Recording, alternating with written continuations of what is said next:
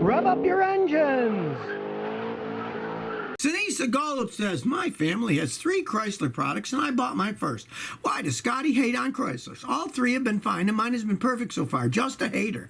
No, I'm not a hater. I'm a mechanic. Hey, I've been working on cars for 51 years and I see all the junk that Chrysler puts out there over time and how they fall apart. My grandfather was also a mechanic. He didn't like Chryslers even way back in the days, in the 1950s and 60s. He knew that they were junk. They're cheaply made. I had a customer once with a Chrysler said the same thing. Oh, well, I'm happy with mine. I'll say, look, you only got 40,000 miles on the car. That's not much. Call me back when the car's either 10 years old or has 90, 100-something thousand miles. I work on all kinds of cars. I have no self-interest in any car companies. I don't know any of their stock. They don't pay me money to say their cars are great. I work on cars, so I tell people, from my experience, here's are the cars that don't break much. Here's the cars that break all the time. And Chryslers, they break all the time. And since they merged with Fiat, whew, their quality is even worse. They're putting Fiat engines in Chryslers, and they just fall apart. And horrendous CVT transmissions that burn out. Not a hater, although I have to admit, maybe I am a hater. I hate companies that make bad products that people buy and then they're disappointed. So whenever I can warn people about it, I will. And no one's going to stop me. Fifth Cell says, Scotty, what's your opinion on Redline's SL1 fuel system cleaner? Redline is a very good company.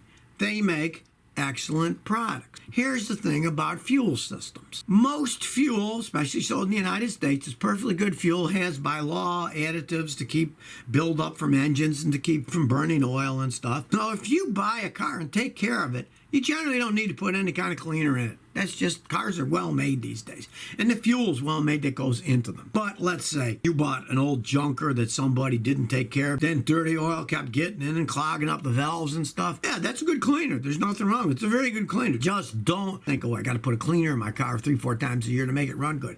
They don't. Cars don't really need it much anymore. It's if there's a problem and engine hasn't been taken care of, yeah, that can help clean it up. But don't do it as an everyday thing. It's just a waste of your money. The Epic Savage says, is it worth replacing a leaking oil head gasket on a 2004 Dodge Stratus with 81,000 miles? And that's one of the worst engines Chrysler ever made. They're garbage engines. I would not go through the trouble of attempting to take one apart. It could be the head's warped, could be other problems. And to do that job correctly, it's going to cost you a reasonable amount of money. Most guys will charge well over a couple grand for doing it. I personally wouldn't, especially if it's just an oil leak. If it runs okay and the oil's leaking, oil's cheap. I would just keep driving, and then if it finally went out, I'd just junk the car. I wouldn't go through any trouble doing all that work on that old thing. Sada says, Scotty, my 09 Toyota Camry makes a squeaky noise when I turn the steering wheel. What's the deal? Depends where the squeaky noise is coming from. If it's coming from under the hood, it can be the power steering belt, it can be all kinds of things that are worn like ball joints. But I'm assuming you mean inside the car, because I've seen that a million times on Camry. And what it is it's just old age. You turn the wheel, there's all that plastic crap there.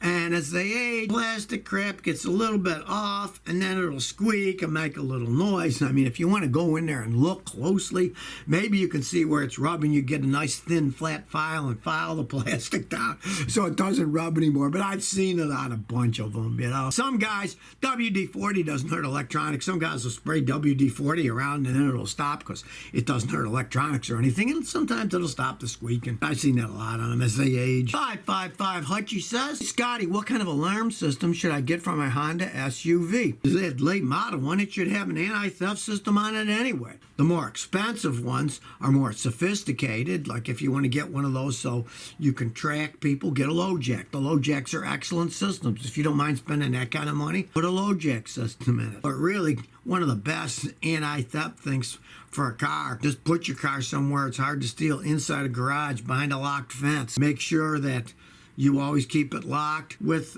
an alarm that hoots. And your car already comes with a hoot and alarm. It should.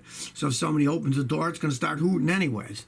And if you really want to keep people from stealing it, you can put a hidden toggle switch inside the dash where when you shut the car off at night, you reach up and you turn the toggle switch off. So even if somebody tries stealing it, it'll never start and it'll give up and go away. Sometimes the simplest things are the best. So if you never want to miss another one of my new car repair videos, remember to ring that bell.